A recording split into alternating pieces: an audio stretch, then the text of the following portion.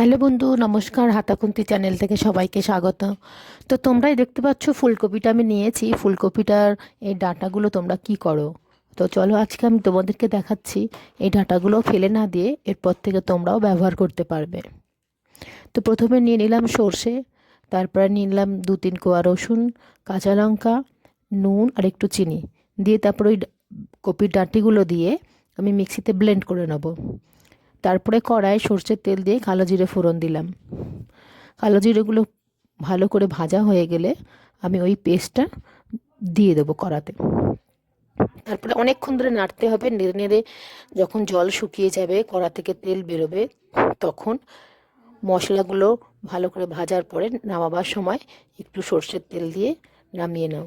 দেখো বন্ধু, এই ডাঁটিগুলো এরপর থেকে আর তোমরা ফেলবে না, গরম গরম ভাতে একদম জমে যাবে।